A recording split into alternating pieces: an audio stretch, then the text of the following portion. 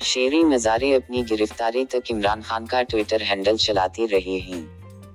बहुत ज्यादा लोग पीटीआई छोड़ने को तैयार बैठे हैं। असद उम्र के बारे में बहुत जल्द खबर आने वाली है। शाह महमूद कुरैशी, असद उम्र और परवेज इलाही के बारे में खबरें हैं कि इन्हें एक नए प्लेटफार्म पर इकट्ठा किया जा रहा है। उम्मीद है बहुत जल्द फवाद चौधरी भी इनमें शामिल हो जाएंगे।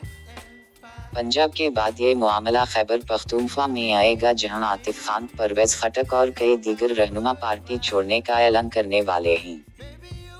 ये कहना है अयाज अकबर यूसुफजई टेलीविजन के टॉक शो में गुफ्तगू करते हुए मारवी सरमद ने कहा कि जनरल आसिम मुनीर ने कहा था कि वो फौज का नया किरदार सामने लाएंगे, मगर जो कुछ हो रहा है इससे जाहिर होता है कि कुछ भी नहीं बदला और ये सर्कल यूं ही चलता रहेगा।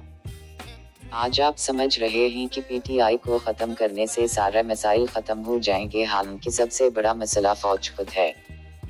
अभी भी फौज का दोहरा मैयार चल रहा है और मौजूदा हुकूमत फौज को बंदूक चलाने के लिए अपना कंधा पेश कर रही है।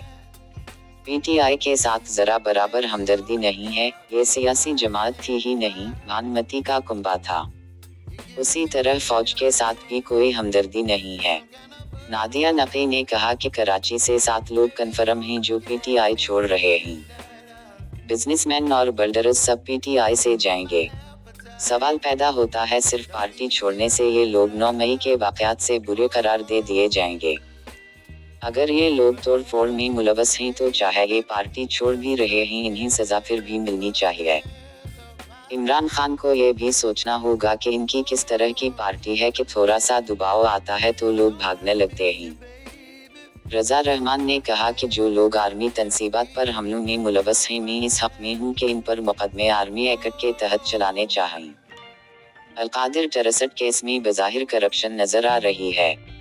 मुर्तज़ी सोलंकी ने कहा कि इमरान खान की जमात अपने इक़्तिदार में और इक़्तिदार से बेदखली के बाद अगर सियासी रवैया अपनाती तो आज मेरी हमदर्दी इनके साथ होनी थी। 9 मई के वाक़यात के बाद अगर आप तवक्को करते हैं कि जनरल आसिम मुनीर इन्हें फूल पेश करेंगे तो फिर आप इस मुल्क की सियासत से वाकिफ़ ही नहीं हैं। प्रोग्राम के मेज़बान रज़ा रोमी थे।